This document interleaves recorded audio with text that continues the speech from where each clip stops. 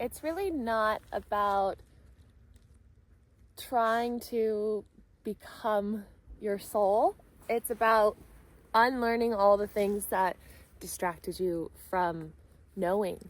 Just knowing what you want, knowing who you are, knowing how capable you are, knowing that anything is possible, that money isn't hard to make, that purpose is, your birthright, that living in fulfillment is your birthright, that having an adventurous, free, exciting life is all available to you. You just have to unlearn the conditions that have told you otherwise and become more like Arlo, who is such a free spirit, and Zima over there, who is just so wise. So, Arlo, can we come down, please? I know, we're so bored, huh? So, coming into alignment with your soul, merging the mind, body, soul is really what this is about.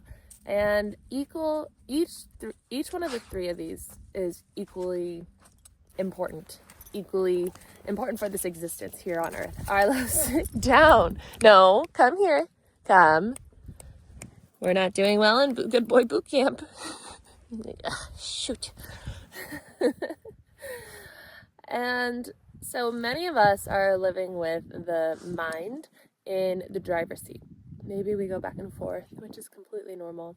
And often we forget the body just like back at home. Like we just don't even remember that the body is also very important for this experience.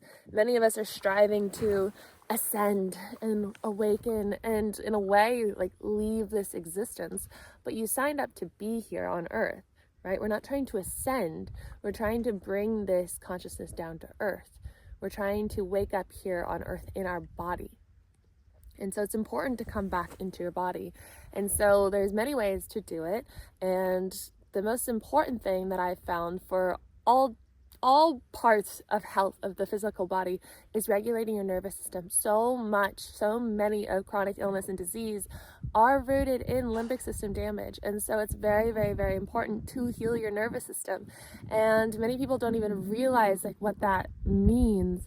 And so you can go and educate yourself, but really it's like if we have unaddressed stress in our life, if we have unaddressed trauma in our life, if we have unaddressed, associations in our life, then we can have limbic system damage, and it can start from a young age, and it can build and build and build and build and build. And it's actually a very simple process of changing this, but it just requires consistency. And so through consistency of healing the nervous system and retraining the brain, which I teach in my program 21 Days to Rewire Your Mind, then you're in a regulated state, and then it's much easier to connect to the divine. It's very, very, very hard to connect to the divine and connect to your soul and your truth and your knowing when you are in that dysregulated state. If you're drinking a lot of alcohol because you're trying to figure out how to manage that social thing, that association with alcohol and social life, and you're trying to manage the stress of your job, but also, find your purpose and all these things. And so it can be hard then to come home or start in the morning and be like, download me with the answers, download me with the answers. So first it's very important to regulate, and then just becoming the awareness, and then asking questions from that place, in that heart-centered place. And so every message just perfectly ties into it. And I don't think about this before I start this video, but my 2 programs really do check all these boxes, because 21 Days to Rewire Your Mind is all about that, what we just talked about, healing the nervous system, stepping into your chosen timeline. And then 21 Days to Know Your Divine Guidance is all about knowing your soul, knowing your higher self, knowing your truth, knowing inner wisdom, that infinite well of wisdom that you have within yourself, within your heart. And so it teaches you to go into your heart and to speak the language of your angels and guides and your guidance and your intuition and your higher self. And so personally, I had, many chapters of my human experience that brought me to a place where I do feel in alignment with what my soul wants to be living. And when I, feel any bit of frustration of I wanted to be there and I wanted to be here, I remember, okay, well, I choose to allow myself to be guided there. I let go, and I know that I don't have to do everything on my own. And so I do remain in this state of knowing that I have my guidance, and knowing that even with my knowing, I don't have to do everything my own, you know? And when I find myself in that frustration, which is a big part of my gene keys, if you know anything about human design and gene keys, and so when I know that I'm in frustration, the opposite end of that within gene keys is unconditional love. And so unconditional love is that infiniteness of ourself, is our truth. And so when I lean into that again, I break that code. And then I come into alignment with my soul and my truth and my purpose. And I get to go there instantly. Like just yesterday or the other day when I made that video, there were so many like synchronicities. Yesterday, I saw this woman on a white horse when I was walking here. And I was like, oh, it's like Guapa, one of the horses that we rescued here on this channel. And I was like, no, it's not her. And then I was like, that's so strange. So I just watched this like angel horse and rider kind of pass by us on a trail, which we don't see often. Like I don't ever see anyone on the trails here. And then on the farm, I was thinking about it. I was going to tell some people. And as soon as I looked up, like the second I was going to open my mouth and tell them about the horse that I saw, like straight ahead is the horse, like just crossing the property again in a very different location. I was like, whoa. That's weird. You know, these things are synchronistic. It's thought and then manifestation, thought and then manifestation. And it becomes that process when you lean into this trust of your truth, when you lean into this knowing of who you are, when you start to remember and decondition all the things that made you forget. And it's not like you've got to forget in a way of victimhood. It was something that you signed up for. It's this wonderful journey and experience that we all signed up for. My friends and I always just laugh about like, oh, this is fun, another lesson. But it's true. And so we signed up for this to go on this journey of forgetting and then remembering, and we have these dark nights of the soul to go to the very bottom, to break, and then to rebuild and remember. And so my journey of that, of getting very chronically ill, of having very low self-worth, of being told, you know, that I'm always doing something wrong for my entire life pretty much, and then dating people who just were manipulative and lying and abusive, and then to getting to the point of just like feeling like when I was so sick, like I went through all that abuse with humans for my entire life, and then I was chronically ill. I was like so inflamed, everything hurt. I had severe cystic acne, brain fog, bloating. I just felt like a shell of myself. I was like, I don't want to see anybody. I remember I had no job, no place to live, because I quit the boat that I was living and working on because it was full of mold, and it made me even sicker to the point where I couldn't even remember my name. And so I was laying on the beach, went to this doctor's office that was like the only one that would accept my insurance, because I was on like the insurance that you qualify for if you like don't make money.